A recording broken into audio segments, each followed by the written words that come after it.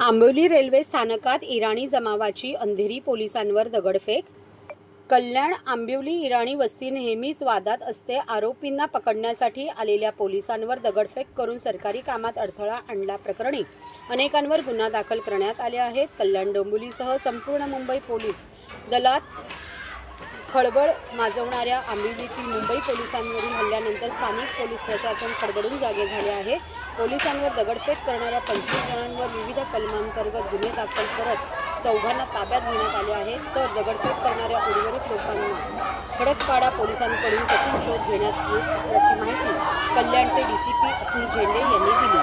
बुधवारी रात्रीच्या सुमारास एका आरोपीला पकडण्यासाठी मुंबईतील अंधेरीच्या MIDC पोलीस ठाण्याचे पथक कल्याणजवळ आले होते। पोलिसांनी इराणी वस्तीमधील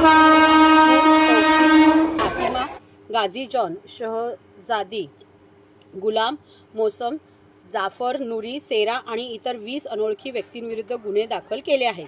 पोलिसांनी पकडलेला संशयित गुन्हेगार ओनू लाला इराणी 20 वर्ष हे जमावाने केलेले दगडफेक आणि ओनूच्या नातेवाईकांनी त्यांची पोलीस पथकाच्या तावडीतून सुटका केल्याने पळून गेले। पोलिसांवर जमावाने केलेल्या या दगडफेकीचा व्हिडिओ सोशल मीडियावर तुफान व्हायरल झाला आहे, ज्यामध्ये जमावातील काही जण रेल्वे ट्रॅकखाली असलेले दगड उचलून पोलिसांवर फेकत असल्याचे दिसत आहे। त्याचवेळी जमावातील काही महिला या पोलिसांच्या ताब्यात असलेल्या आरोपीला सोडवण्यासाठी प्रयत्न करत असल्याचंही या व्हिडिओमधून दिसत आहे।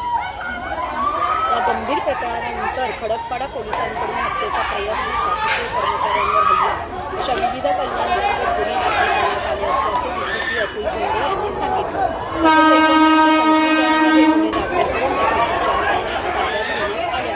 तर उर्वरित आरोपींचा कसून शोध घेण्यात येत असल्याची माहिती त्यांनी दिली। खडकपाडा पोलीस ठाण्यात या प्रकरणी अंधेरी MIDC पोलीस ठाण्यातील हवालदार यशवंत पालवे यांनी तक्रार दाखल केली आहे।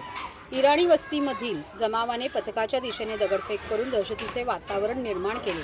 पोलिसांना गंभीर दुखापती करून त्यांना त्यांच्या कर्तव्यापासून रोखले, तसेच दगडफेकीत रेल्वे तिकीट घर इतर मालमत्तेचे नुकसान केले म्हणून 20 जणांच्या विरुद्ध गुन्हा दाखल करण्यात आला।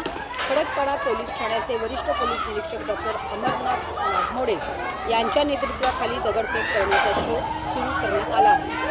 आंबिवली इराणी वस्तीत अशा प्रकारच्या गंभीर घटना अनेकदा घडल्या आहेत, मात्र पोलिसांकडून कारवाई होत नाही, म्हणून त्यांचे मनोबल वाढत असल्याचे दिसत आहे। या प्रकरणानंतर आंबिवलीतील इराणी वस्ती आणि यापूर्वीही पोलिसांवर हल्ले होण्याचे असे प्रकार घडले आहेत। ते पाहता हे प्रकार कधीपर्यंत घडत राहणार? पोलीस प्रशासन आणखी किती वेळा यांचा मार खाणार?